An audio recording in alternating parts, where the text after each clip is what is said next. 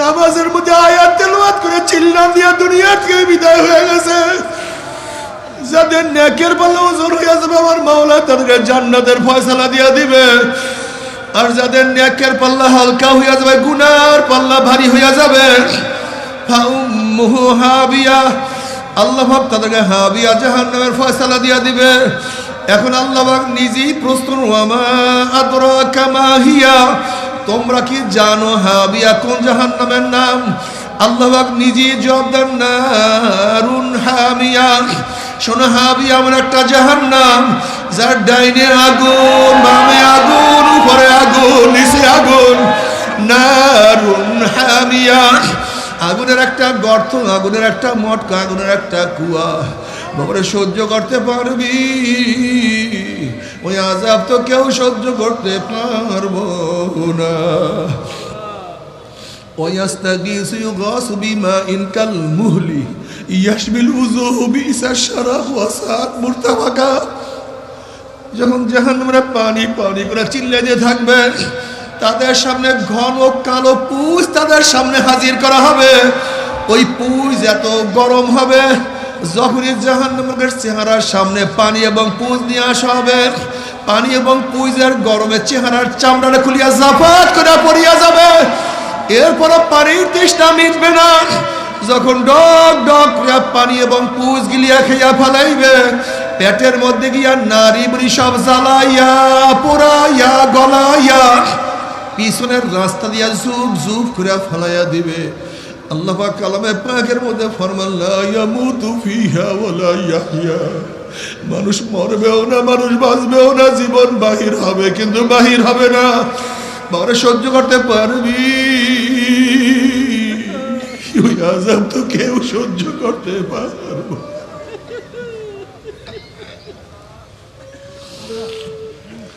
বাবারে জাহান্নামের ভয়, মাওলার ভয়, কত পাথর কাঁদতে কাঁদতে নহর জারি করিয়া বলাইছে। সুম্মা কাসাত কুলুবুকুম মিন বাদি যালিকা ফাহিয়া কাল হিজারাতি ওয়া শাদ্দু কাসওয়া ওয়া ইন্না মিনাল হিজারাতি লামা ইয়াতাফাজ্জারু মিনহুল আনহার ওয়া ইন্না মিনহা লামা ইয়াশাক্কাকু ফায়াখরুজু মিনহুল মা ওয়া ইন্না মিনহা লামা ইয়াহবিতু মিন খাশিয়াতিল্লাহ মিন খাশিয়াতিল্লাহ মিন খাশিয়াতিল্লাহ ওয়াল্লাহু বিগাফিলিন আম্মা তা'মালুন। কিছু পাথর আমি মাওলার ভয় কাঁদতে কাঁদতে নহর জারি করিয়া ফেলাইছে। কিছু পাথর আমি মাওলার ভয় টাস টাস ফাটিয়া গেছে, এরপর পানি বহায়া দিতে আছে। কিছু পাথর আমি মাওলার ভয়ে গড়াইয়া গড়াইয়া পড়িয়া যাইতে আছে। ও মানুষ পাকড়া পাথরের দলেরা, মাওলার ভয়ে চোখে পানি আসবে না, মাওলার ভয়ে কলম নরম হবে না, আমার মাওলায় ও ছাড়বে না। বাবারে শক্ত কলম নিয়ে কেউ কিয়ামতের ময়দানে উঠিও না রে বাবা। বাবারে তুমি কি দেখো না, যখন বড় ভারী পাথরকে ছোট আতুর দিয়া ভাঙ্গা যায় না, তখন আতুরিওয়ালা বড় হামার দিয়া বড় আতুর দিয়া টাকাইয়া টাকাইয়া গুড়া গুড়া না করিয়া ছাড়ে না। বাবারে জানি আমার বয়ানে তোমাদের কলম নরম হবে না। এই শক্ত কলবকে নরম করার জন্য আমার মাওলা জাহান্নামের মধ্যে বড় বড় আগুনের হাতুড়ি তৈয়ার করিয়া ভালো হয়েছে।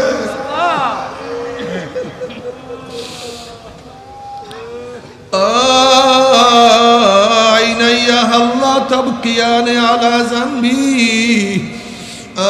আইনাইয়া হাল্লা তাবকিয়ানে আলা জানবি, তানাসার উমরি মিয়াদি ওয়ালা আদরি আফসুস আফসুস। আমার চক্ষু, তুই আমার গুনার কথা স্মরণ করিয়া কেন কান্দো না রে চক্ষু? আইনাইয়া আল্লাহ তাবকিয়ানি আলা জানবি, ও আমার চক্ষু তুই আমার গুনাহ কথা স্মরণ করিয়া কেন কান্দো না? অথচ আমার চুল পাকিয়া গেল, আমার সামনে আমার চোখের পাওয়ার নষ্ট হয়ে গেল, আমার সামনে আমার দাড়িগুলি পাকিয়া সাদা হয়ে গেল, আমার সামনে আমার হাত দুর্বল হয়ে গেল। আমার সামনে আমার সমস্ত শরীরের শক্তি রহিত হয়ে গেল। আমার সামনে আমি কবরের কিনারায় চলে আসছি,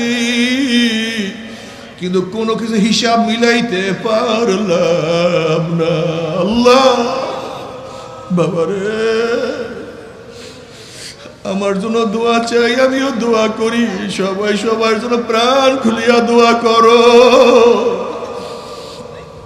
সবাই সবার জন্য কাজ করিয়া দোয়া, যেন কিয়ামতের ময়দানে গলাগলি বাঁধিয়া মৌলে একসাথে ইসলাম যে আইন করবে, ইসলাম যে আদর্শ নীতি বাতাবে, এর বাহিরে কোনো নীতি আদর্শ আল্লাহর কাছে কাবিলে কবুল না। অথচ তুমি ডেমোক্রেসিকে, গণতন্ত্রবাদকে নিজের আদর্শ বানাই নিস, সেকুলারকে নিজের আদর্শ বানাইছো, ক্যাপিটালিজমকে নিজের আদর্শ বানাইছো, সোশ্যালিজমকে নিজের আদর্শ বানাইছো, সেকুলারকে নিজের আদর্শ বানাইছো। আসলে তুমি দিন বুঝো নাই, তুমি দিন বুঝো নাই। এর জন্য কবরের মধ্যে কি প্রশ্ন হইবে মনে আছে তো? মান রব্বুকা ও মা দীনুকা, তোমার দিনটা কি, তোমার আদর্শ কি ছিল, তোমার নীতি কি ছিল, তোমার কানুন কি ছিল, তুমি কোন পদ্ধতিতে জীবন পরিচালনা করছো, তোমার মাথা কিভাবে সাজাইছিলা, তোমার চেহারা কিভাবে সাজাইছিলা, তোমার পোশাকটা কোন ধর্মের ছিল, তোমার ঘরে ঢোকা কোন পদ্ধতি ছিল, তোমার মেয়ের বিবাহ কোন পদ্ধতি ছিল। গোটা হিন্দুদের পদ্ধতি তোমাদের মেয়ের বিবাহ। তুমি কি বলবা দিন আল ইসলাম, এটা বলবা কিভাবে? হ্যাঁ, তোমার রাজনীতি কোন পদ্ধতিতে ছিল, কি বলবো আল্লাহর কাছে? আমাকে বলো তো, বলবাটা কি? মনে কিছু নিচ্ছেন নাকি? আবার রাগ করিয়েন না। লাস্তা আলাইহিম বিমুসাইতির, আমি দারোগা না যে পিটান দিয়ে আপনাদের মানাবো, শোনাবার জন্য আসছে। একজনও মানিয়েন না, কোনো সমস্যা নেই। নবী নূহ আলাইহিস সালাতু ওয়া 950 বছর পর্যন্ত, কোন রওয়ায়াতের মধ্যে আছে 40 জন, কোন রওয়ায়াতের মধ্যে আছে 70 জন, কোন রওয়ায়াতের মধ্যে আছে মাত্র 80 জনকে, মাত্র 80 জন বা 70 জনকে হেদায়েত করতে পারছেন। নবুয়তের কোনো কমতি হয়নি, কোনো কমতি হয়েছে নাকি? আমাদের কাজ শুনানো, মানাবার দায়িত্ব আমাদের না। কিন্তু খবরদার তুমি এখানে মানো অথবা নাই মানো, আজরাইল কিন্তু মানায়া সারবে, কবরে ফেরেশতা কিন্তু মানায়া সারবে। জ্ঞাপন আজকে মুসলমানদের কণ্ঠের মধ্যে ইসলামের বাহিরে হাজারো মতদর্শকে প্রশংসা করতে শুনি। তুমি মহাব্বত শব্দের অর্থও জানো না, তুমি ভালোবাসার মিনও তুমি জানো না। তোমার সমস্যা এখানে, তুমি স্টেজ সম্পর্কে তোমার জ্ঞান নেই। আচ্ছা বলো তো, আওয়ামী লীগের স্টেজে এক ব্যক্তি 59 মিনিট 55 সেকেন্ড আওয়ামী লীগের প্রশংসা করছে, শেখ সাহেব প্রশংসা করছে। মাত্র 5 সেকেন্ড জিয়াউর রহমান তারেকের প্রশংসা করছে। কোন স্টেজে? কোনো সমস্যা আছে? কেন? ঘটনা কি? 59 মিনিট 55 সেকেন্ড প্রশংসা করলাম বিএনপি, এই আওয়ামী লীগের। মাত্র 5 সেকেন্ড তারেকের, খালেদা জিয়ার, জিয়াউর রহমান প্রশংসা করলাম। কি মারামারি লাগছে? লাত্তি মারিয়া ফলায়া দিস। আবার বিএনপি স্টেজে যদি 59 মিনিট 55 সেকেন্ড জিয়াউর রহমানের প্রশংসা করো, অমুকের প্রশংসা করো, তমুকের প্রশংসা করো, যদি মাত্র 5 সেকেন্ড তারেকের বা আমার 5 সেকেন্ড যদি শেখ সাহেবের জয়ের প্রশংসা করো, কি অবস্থা? লাত্তি মারিয়া ফেলায় দেবে। তুমি তোমার স্ত্রীর সামনে 59 মিনিট 55 সেকেন্ড স্ত্রীর প্রশংসা করছো, তোমার চক্ষু এইভাবে, তোমার নাক এইভাবে, তোমার দাঁত এইভাবে, তোমার রূপ এইভাবে, তুমি এইটা, তুমি সেইটা, অনেক প্রশংসা ফুলায় ফেলাইছো। কাকে? স্ত্রীকে প্রশংসা করছো। মাত্র 5 সেকেন্ড পাশের বাড়ির যুবতী মেয়ের একটু প্রশংসা করছো। কোনো সমস্যা আছে? কি সমস্যা? আগুন লাগছে পুরা? হ্যাঁ। আবার তোমার স্ত্রী 59 মিনিট 55 সেকেন্ড তোমার প্রশংসা করছে, মাত্র 5 সেকেন্ড পাশের বাড়ির যুবকটার একটু প্রশংসা করছে। দেখতে ভালোই তো মনে হয়। কি অবস্থা, কেমন হয়েছে? হ্যাঁ, বুঝলাটা কি এই কথার দ্বারা? কি বুঝলা বলো তো? এতক্ষণ কি বুঝাইছি? স্টেজ যার প্রথম থেকে গুণগান তার, অন্য কাউ না। যাকে মহাব্বত করো প্রথম থেকে শেষ পর্যন্ত অন্য কাউ না, এক সেকেন্ডে ঢুকতে পারবে না, এক সেকেন্ডও না, অন্য কাউ না। ঢুকছে কারবার শেষ। তুমি মুসলমান, তুমি ঈমান আনছো, মসজিদে গিয়ে ইসলামের প্রশংসা করবা, আর মসজিদের বাহিরে অন্য স্টেজে গিয়া তুমি ডেমোক্রেসির প্রশংসা করবা, আব্রাহাম লিঙ্কনের প্রশংসা করবা। যে স্ত্রীর সামনে যদি 1 সেকেন্ড 5 সেকেন্ড অন্য কোনো যুবকের কথা বলা হয়, অন্য কোনো মেয়ের কথা বলা হয়, যেমন লাথি মেরিয়া তারায়া দেয়, ঠিক একই জবানে মাওলার ব্যতীত ইসলামের বাহিরে, নবীর বাহিরে অন্যকার প্রশংসা, অন্য আদর্শের প্রশংসা করলো, ইসলাম তুমি লাথি মেরিয়া ভালাইয়া দেয়। বের হয় এখান থেকে, ফাজিল বের হয় এখান থেকে। তোকে কে বলছে আমার কাছে আসার জন্য? মোহাব্বত শেরকাতকে পছন্দ করে না, সহ্যই করতে পারে না মোহাব্বত শেরকাতকে। ইন্নাশ শিরকা লাযুলমুন আযীম। কেন শিরক এত মারাত্মক কেন? কেন যেখানে মোহাব্বত আছে শেরকাত নাই। যাকে মোহাব্বত করবা তাকেই ভালোবাসতে হবে, অন্য কাউকে এখানে জায়গা দেওয়া যাবে না। তুমি আল্লাহকে মোহাব্বত করবা, আল্লাহর বাইরে অন্য কাউকে মোহাব্বত করতে যাও কেন? হ্যাঁ, আল্লাহর কথা মানবা, আল্লাহর বাইরে অন্য কথা মানো কেন? যদি মানো, আল্লাহ পাক তোমাকে লাথি মারিয়া পালায়া দেয়, দিন থেকে বের করে দেয়, তোমাকে রাখে না।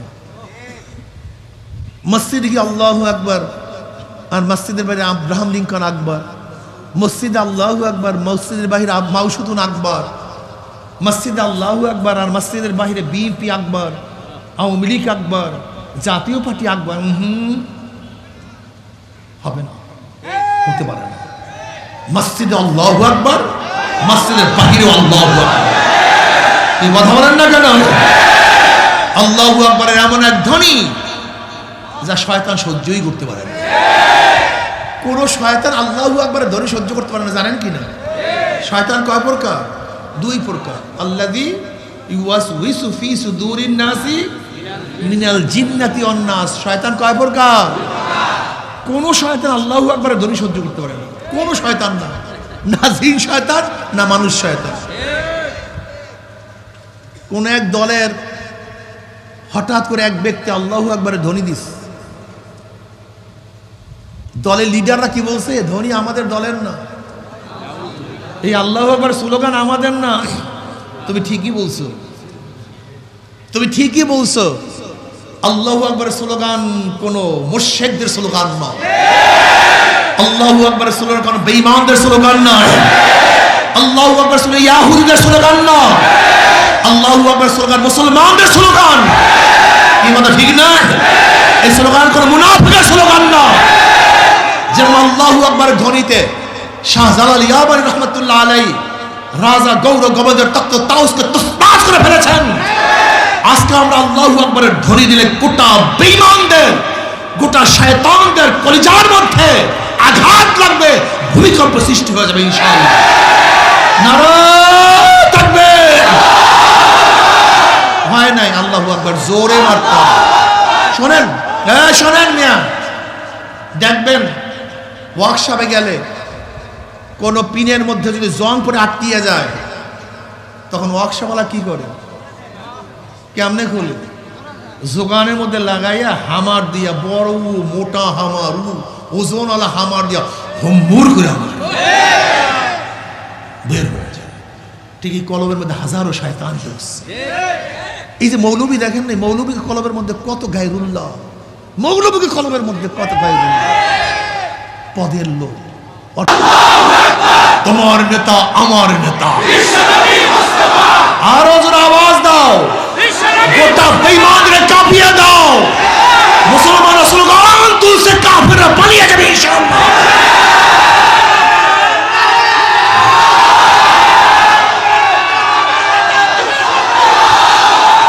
এর জন্য বলবো আমার যুবক বাবারা, খুব ভালো মতো বুঝবা, আমি মুসলমান।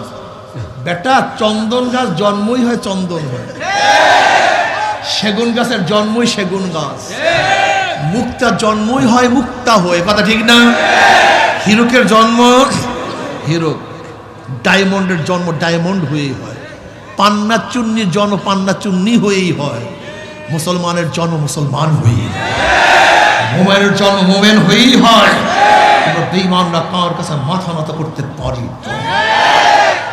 আজকে পোলাপানের অবস্থা মাজা মরে গেছে, কলব নষ্ট হয়ে গেছে, পোলাপানের মধ্যে দুর্বলতা চলে আসছে, নিজেকে অনেক ছোট মনে করে।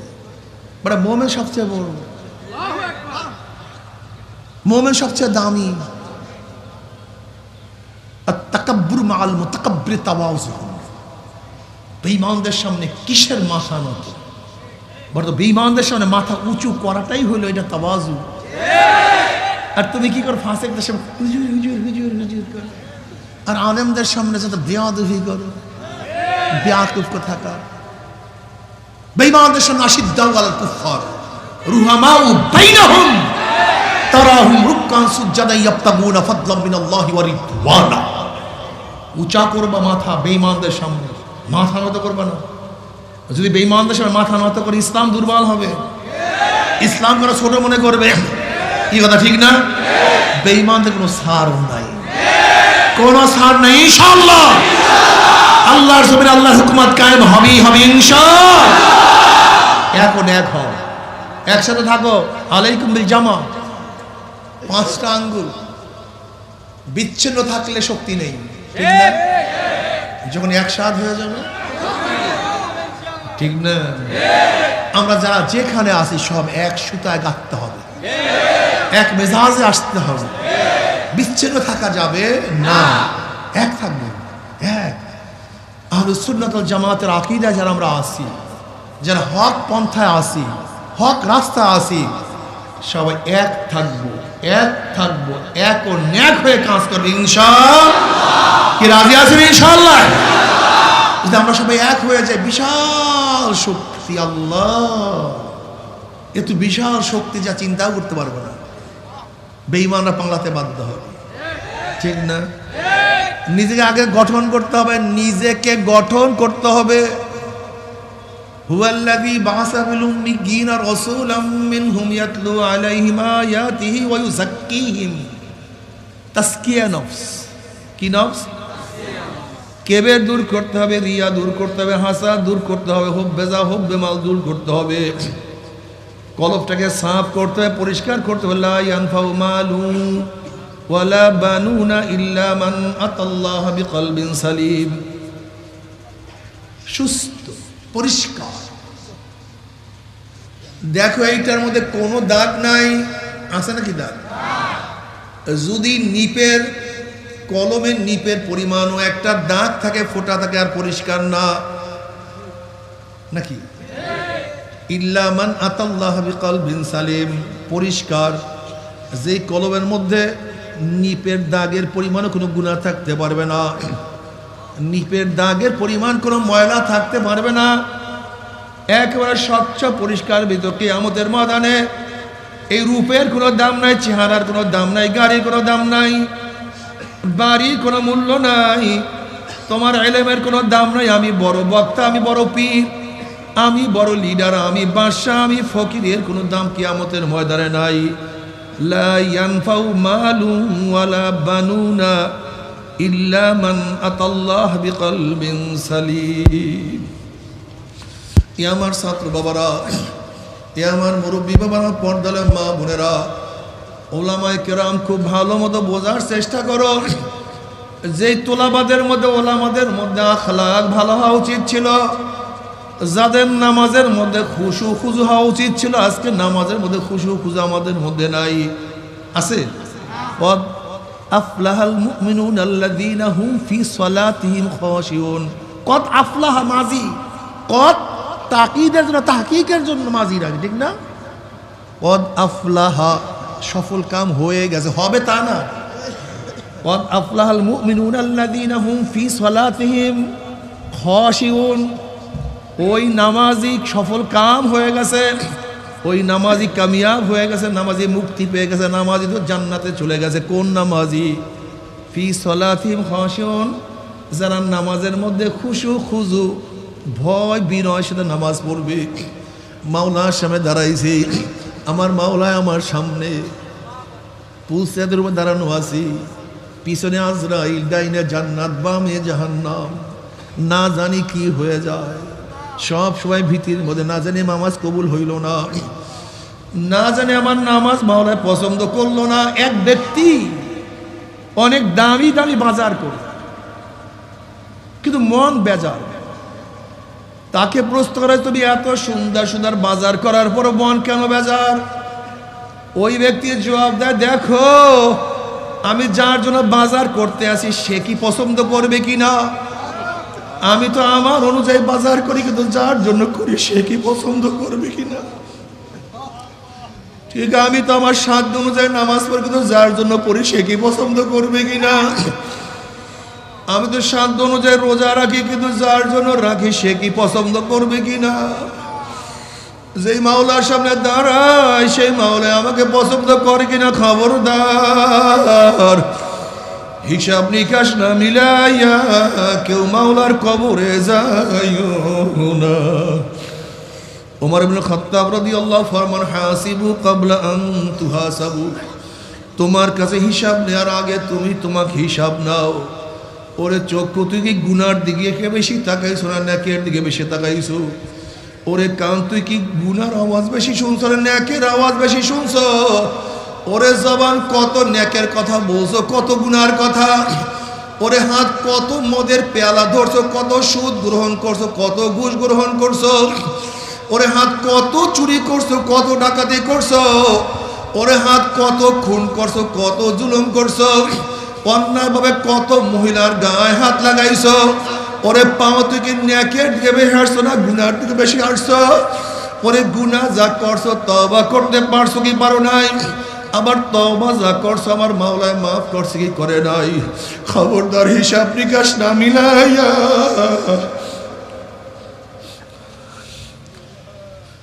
মাওলার কবরে যাইও না। বাবারে, আল ঈমানু বাইনাল খাউফি ওয়ার রাজা, ঈমান তো ভয় এবং আশার মাঝখানে।